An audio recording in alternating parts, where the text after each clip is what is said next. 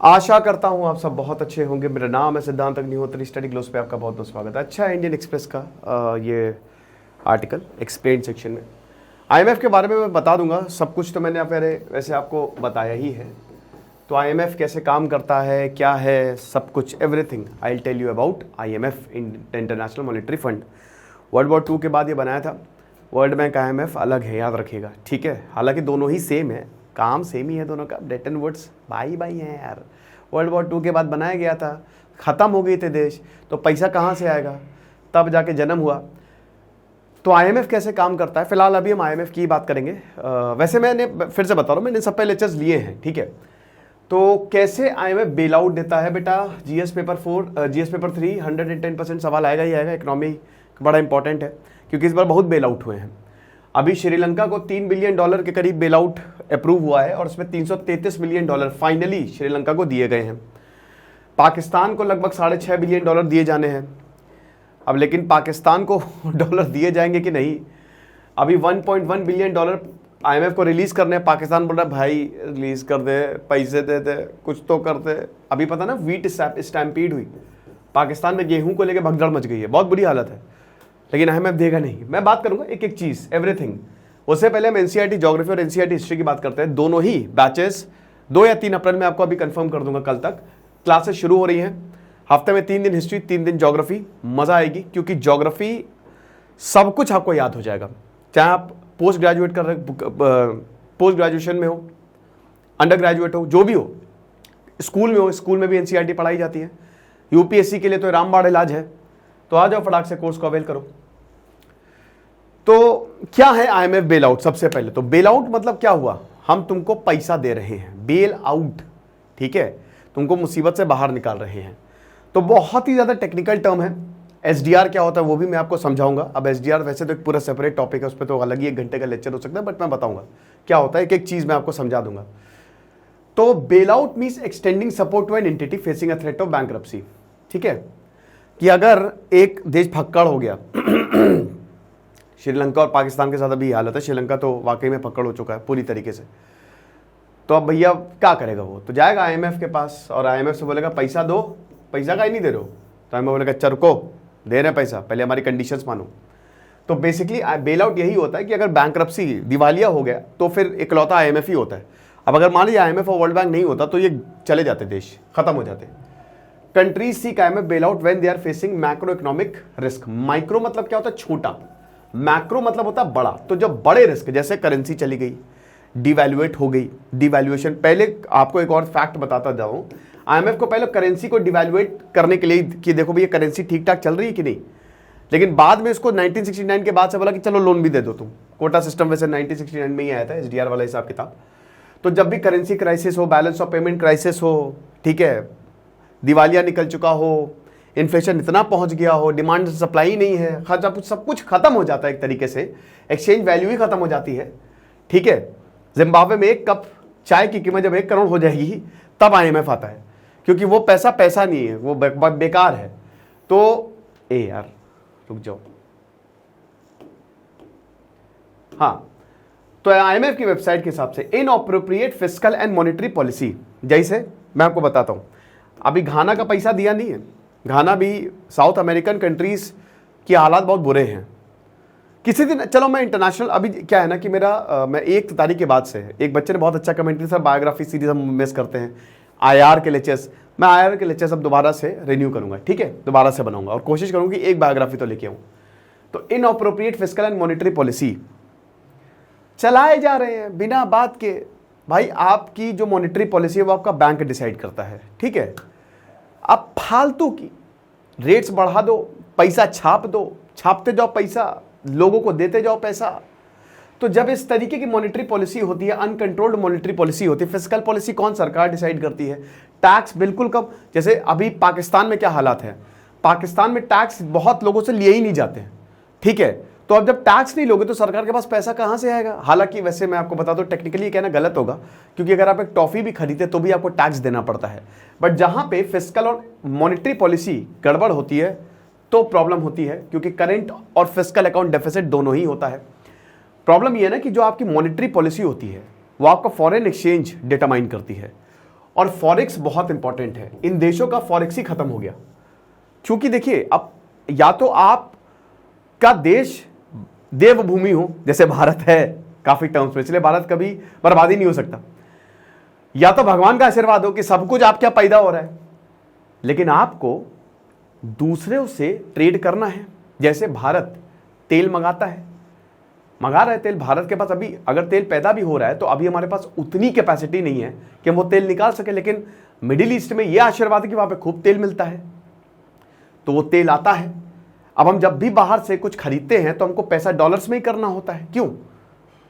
या तो currency swap agreement आपने कर लिया हो, नहीं तो डॉलर्स में पेमेंट। तो अगर डॉलर ही नहीं बचेंगे तो आप खरीद ही नहीं पाएंगे, बाहर से कुछ मंगा ही नहीं पाएंगे, तो आप खत्म हो जाएंगे। सिंपल सा कंसेप्ट है, बहुत ही आसान शब्दों में समझा रहा हूं भैया, समझ लो। Currency crisis, need assistant to meet external debt obligation, खूब कर्जा ले रखा है, पाकिस्तान के साथ ये हुआ, श्रीलंका के साथ ये हुआ, चाइना जरूर आएगा, चाइना का भले इसमें कोटा सिस्टम, बहुत कोटा सिस्टम भी अभी हम समझेंगे, सब समझेंगे, ठीक है। तो अब जैसे खूब कर्जा ले रखा है लेकिन पैसा नहीं है, कर्जा लाओ पैसा लाओ पैसा वो हर्षद मेहता ने किया था, हर्षद मेहता ने, कि उसने क्या किया था कि दूसरे का उधार चुकाने के लिए तीसरे से उधार ले लिया, ठीक है। तो ये चेन शुरू हो जाती है। तो यही जब डेट ऑब्लिगेशन आपकी बहुत ज्यादा है, ठीक है, आप इंपोर्ट और एक्सपोर्ट कर ही नहीं पा रहे हो, आपकी वैल्यू गिर गई, करेंसी की डिवैल्यूएट खत्म हो गई, उसकी कोई वैल्यू ही नहीं है। आप बोलोगे 10 रुपए दे दो भैया, एक 5 स्टार दे दो, बोल भाई ये क्या है, कागज है ये, कुछ नहीं है ये। IMF की वेबसाइट, अच्छा ये चलिए मैं आपको बता ही चुका हूं, ठीक है, which can Erode competitiveness and result in the loss of official reserves. तो इसीलिए बेसिकली जब आपका फाइनेंशियल सिस्टम खत्म हो जाते हैं तो फिर IMF बोलता है कि हम पैसा दे रहे हैं, तुम चिंता ना करो।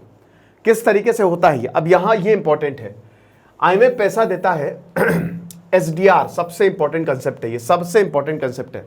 रिजर्व ट्रांशे SDR, रिजर्व ट्रांशे की आज हम फिलहाल तो चलिए मैं थोड़ा सा बता दूंगा आपको, लेकिन SDR स्पेशल ड्रॉइंग राइट बहुत इंपॉर्टेंट है। देखो क्या होता है कि IMF में कोटा सिस्टम होता है, ठीक है। स्पेशल ड्रॉइंग राइट का मतलब क्या, स्पेशल ड्रॉइंग राइट मतलब हमारा एक, मतलब एक स्पेशल को हिंदी में क्या कहते हैं, मतलब ड्रॉइंग समझते हो ना कि लेना, ठीक है, राइट मतलब तुम्हारा अधिकार, स्पेशल का हिंदी में क्या हुआ, स्पेशल, हाँ नहीं है तो वो तो इंग्लिश ही होगी, चलो मैं भूल जाता हूँ कभी कभी, ठीक है। तो स्पेशल है आपका वो जो, मतलब आपका लेने का अधिकार है, और वो आपका अधिकार है क्योंकि आपने पैसा दे रखा है IMF को, ठीक है।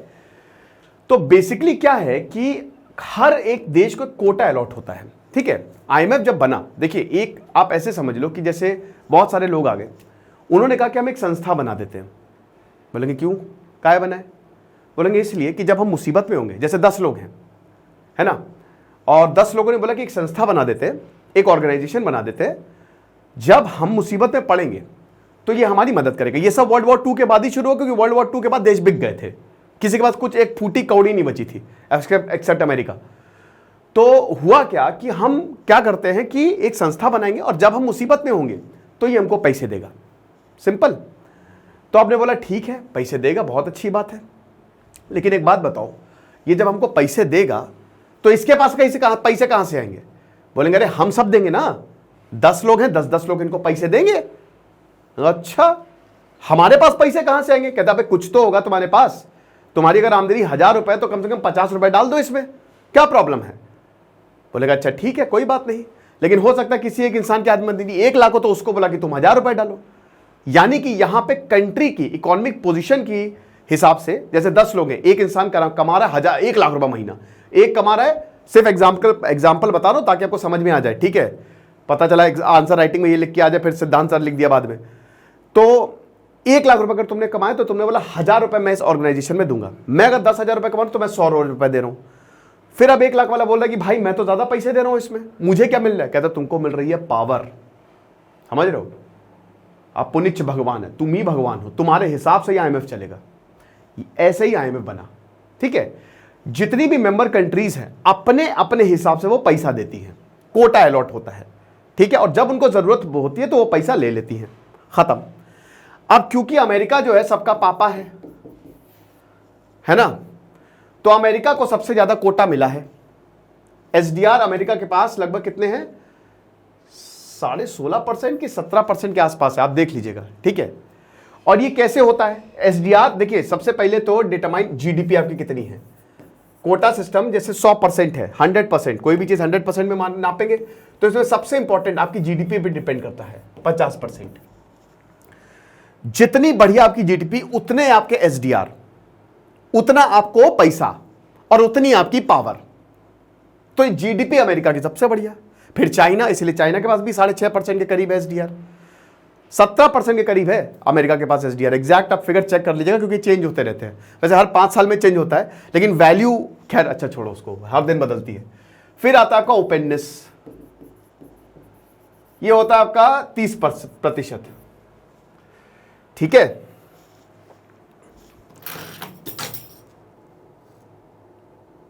इसको हटाओ। ठीक है, कहां चला गया? हाँ, ओपननेस 30%, उसको उठा लो 1 मिनट। ठीक है, तो ओपननेस 30% होती है कि कितनी आपकी इकॉनमी ओपन है, इसमें भी अमेरिका बाजी मारता है। फिर आती है आपकी इफेक्टिवनेस, ठीक है, ये 15% के करीब होती है, राइट। और इसको हाँ हटा दो, ठीक है। उसके बाद आता है आपका इंटरनेशनल रिजर्व, ये 5% के करीब होता है। तो ये 4 चीजों पे डिपेंड करता है, लेकिन इसमें सबसे इंपॉर्टेंट है जीडीपी 50%, जिसकी जितनी बढ़िया जीडीपी उतने बढ़िया एसडीआर। तो इसीलिए अमेरिका को बहुत ज्यादा ताकत दी गई है। ये हो गया एसडीआर। तो हर किसी का कोटा है, भारत का कोटा है 2.75 के करीब, 2.75 के करीब। ओके, ये तो एसडीआर हो गया कि अगर आपके कोई भी प्रॉब्लम हुई, कोई भी मुसीबत हुई, तो आप एसडीआर के फॉर्म में पैसा निकाल सकते हो, ठीक है, या फिर अपने एसडीआर को आप बेच भी सकते हो। सारे के सारे आपको ऑप्शंस मिलते हैं, राइट। और ये 200% तक होता है एक तरीके से। अब उसके बाद वोटिंग सिस्टम भी होता है, वोटिंग कोटा भी होता है। अब अगेन ये वोटिंग कोटा सिंपल, भाई जितना जो पैसा लगा रहा है उतना उसके पास एसडीआर, उतना उसके पास कोटा। अभी 8-9 महीने पहले ये सिस्टम जो है ना वो बदला भी था, ठीक है। जैसे अमेरिका की, क्योंकि डॉलर यहाँ पे सबसे इंपॉर्टेंट करेंसी डॉलर है, ठीक है, तो अमेरिका की वैल्यू भी बढ़ाई गई थी काफी ज्यादा। तो अब इसके बाद आपका वोटिंग, अब भारत का वोटिंग 2.3 पहले था और अभी 2.6% है। भारत के पास वोटिंग राइट्स है, ये भारत का कोटा है। और अमेरिका के पास पता है 41% कोटा ही है, 41%, ठीक है। अमेरिका बहुत ही ज्यादा ताकतवर। अगर आईएमएफ की बात करें, कोई भी अगर डिसीजन लेना हो तो जब वोटिंग होती है तो 85%, 85% नहीं, सॉरी, अरे यार मैं क्या बोल रहा हूं, 17% अमेरिका का कोटा है, 17%, ठीक है। वोटिंग राइट्स की बात कर रहे हैं।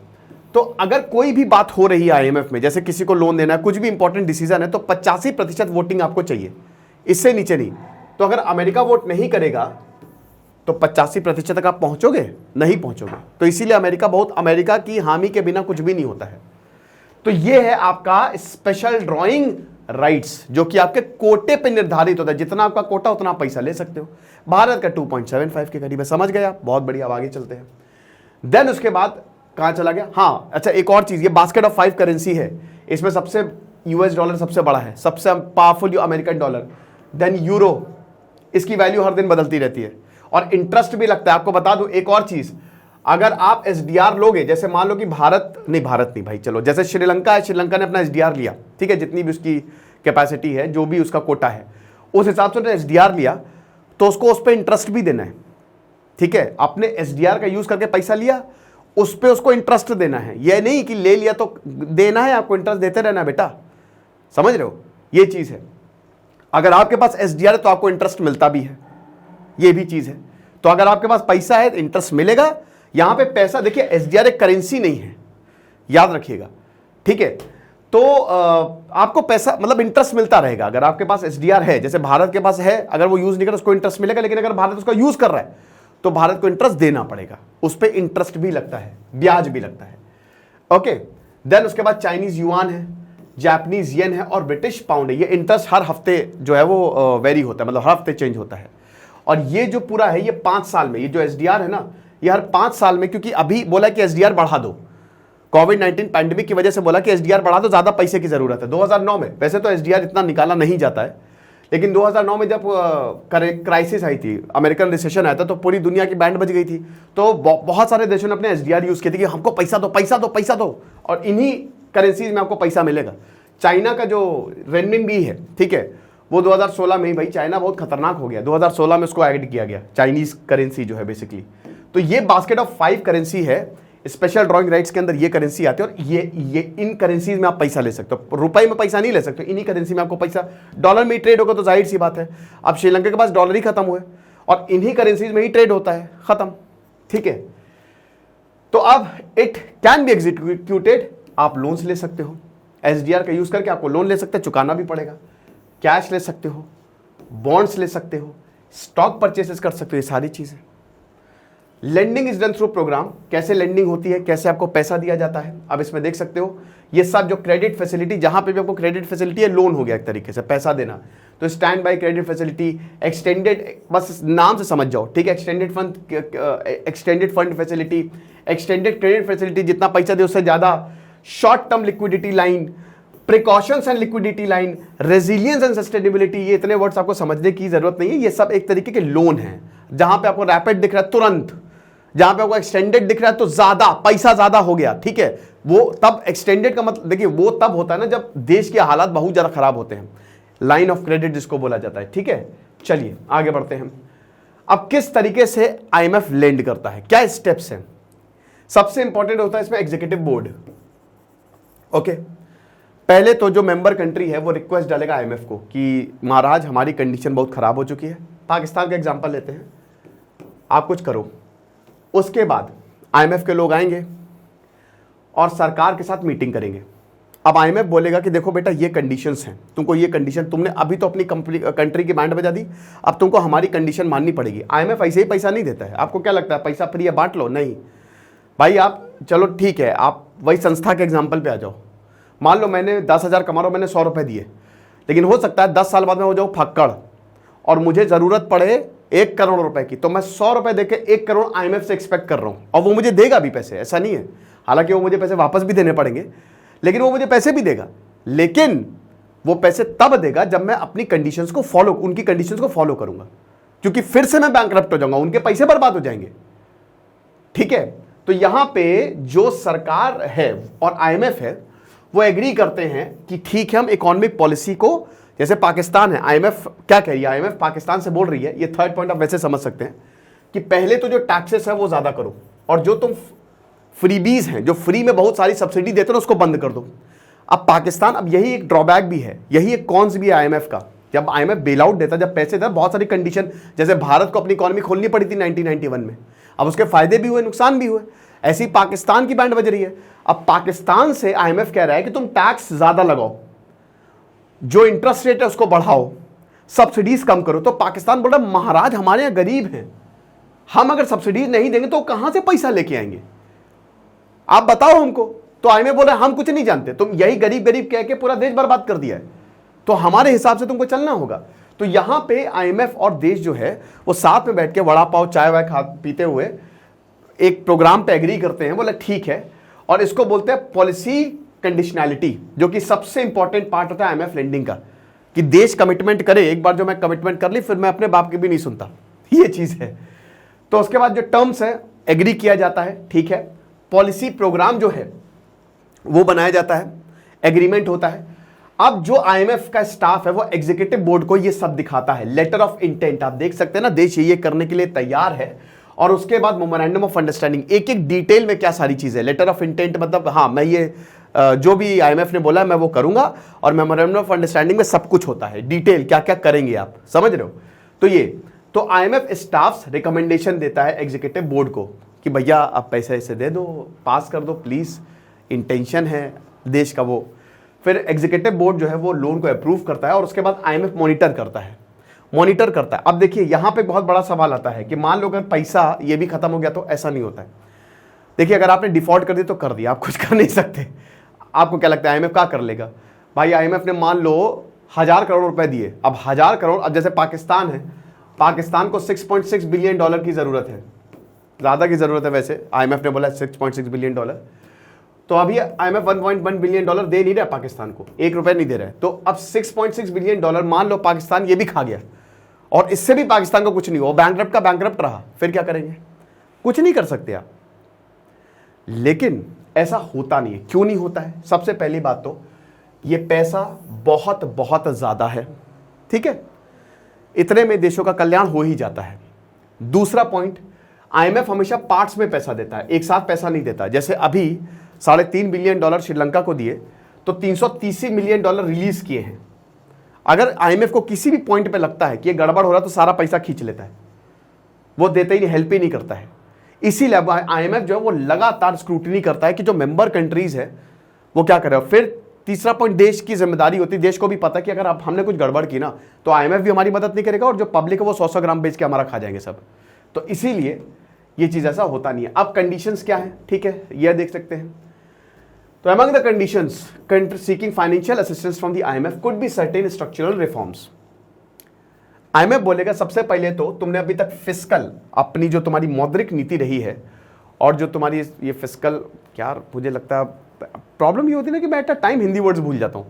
हो सकता है मुझे 10 मिनट पहले याद हो, एकदम भूल गया मैं। एनीवे, तो जो फिस्कल ट्रांसपेरेंसी तुम्हारी थी नहीं, उसको सही करो। टैक्स रिफॉर्म्स, टैक्स ज़्यादा लगाओ। State own enterprises, basically economy को पूरा रिफॉर्म करो। जहाँ जहाँ अब तुमने पहले ढील दिखाई उन सबको ठीक करो। ये रिफॉर्म्स टफ होते हैं। जैसे भारत एक क्लोज्ड इकोनॉमी था बहुत समय तक, 1991 तक भारत में लाइसेंस राज चलता था। अब अगर लाइसेंस राज में मान लीजिए अगर आपको सुई भी बनानी पड़ती थी तो आपको परमिशन लेनी पड़ती थी सरकार की। लेकिन आईएमएफ ने बोला ऐसा हटाओ, ये क्या है। तो फिर जाके कंपटीशन कमीशन ऑफ इंडिया आया, सीसीआई आया। उसके बाद फिर इकोनॉमी खुली, लिबरलाइजेशन, प्राइवेटाइजेशन, ग्लोबलाइजेशन, बहुत सी हमने पॉलिसी को लिबरल किया। FII है, FDI है, बहुत कुछ आया, ठीक है। लेकिन भारत 1947 से लेकर 1991 तक आप समझ सकते हो ना कि मतलब लगभग 44 साल तक भारत एक ढर्रे पे चल रहा है। और उसके बाद एकाएक रात में ही बोला कि अब आप इकोनॉमी खोल दो। तो कई बार ये टफ हो जाता है, देश नहीं संभल पाते हैं, समझ में नहीं आता कि क्या करें, लेकिन करना पड़ेगा। और ये क्रिटिसिज्म भी है आईएमएफ का कि काफी ज्यादा टफ पॉलिसी है। आईएमएफ अमेरिका और वेस्ट के हिसाब से लोगों की मदद करता है, ठीक है। यानी कि देखिए अब डेफिनेटली इसमें अमेरिका का तो है ही हिसाब किताब। जो अमेरिका है वो तो अपनी शर्त रखेगा ही रखेगा, क्योंकि अमेरिका दादा है। तो अमेरिका के पास पैसा भी खूब है, अमेरिका के पास कोटा भी खूब है, अमेरिका के पास SDR भी खूब है। और अमेरिका अगर साइन ना करे, ठप्पा ना लगाए, तो पैसे भी नहीं जाएंगे देश को। तो अमेरिका से इसीलिए कहते हैं ना कि फिलहाल तो अमेरिका से दुश्मनी बहुत भारी पड़ जाती है। ये हिसाब किताब है। सो ये जो कंडीशंस होती हैं, अब ये कहते हैं आईएमएफ वाले कहते हैं कि भाई देखो, आईएमएफ का कहना सही है। वैसे अगर ओवरऑल देखा जाए तो आईएमएफ समझ लो कि संजीवनी बूटी है। अगर आईएमएफ नहीं हो तो देश और बर्बाद हो जाए। तो अब आईएमएफ कहता है कि भाई ये बहुत जरूरी है। अभी तक तो तुमने इकोनॉमी को अपनी बर्बाद कर दिया, अब हम जब उसको सुधारने आए हैं तो तुम अब हम पे भी बहुत कंडीशंस लगा रहे हो। लेकिन ये करना है। सरकार कभी भी आईएमएफ जो बोलती है, पाकिस्तान कुछ भी अगर आईएमएफ बोलेगा ना, पाकिस्तान मार लेगा, ठीक है।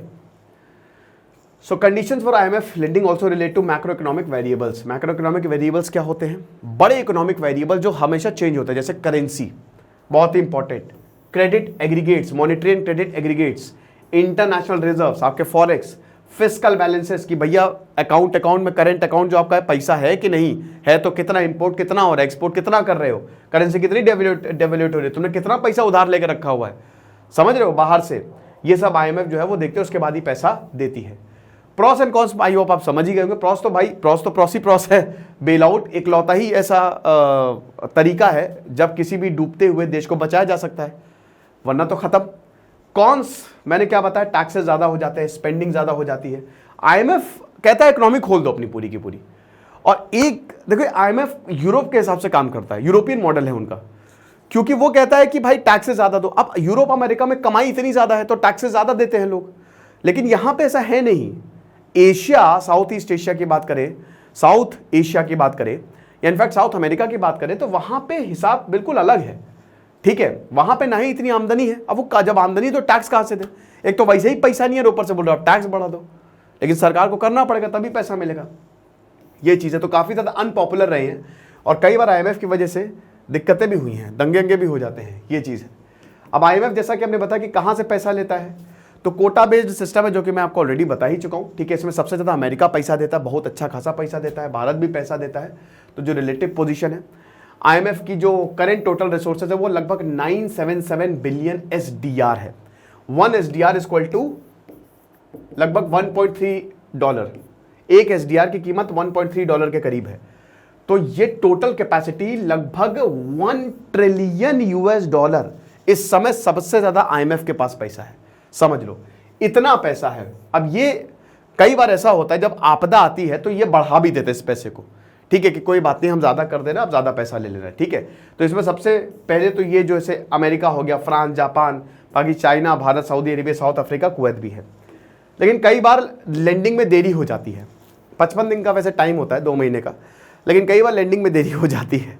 अब IMF कहता है कि भाई देखो बहुत ही कम बार ऐसा होता है, लेकिन अभी घाना के केस में ऐसा हुआ कि अब श्रीलंका में भी बहुत देर, कहाँ पैसा मिला अभी तक, पाकिस्तान को तो अभी तक नहीं मिल रहा है। Anyway but still IMF is very very important. अगर आप चाहेंगे तो मैं सेपरेट जैसे SDR, रिजर्व ट्रांच, बाकी वैसे तो सब बता ही चुका, क्रेडिट फैसिलिटी क्या होती है, इन सब पे भी मैं सेपरेट लेक्चर बना दूंगा, आप मुझे कमेंट बॉक्स में बताइएगा। हमारे NCERT ज्योग्राफी और हिस्ट्री का कोर्स जरूर अवेल करें, आपको बहुत ज़्यादा फायदा होगा। Thank you so much.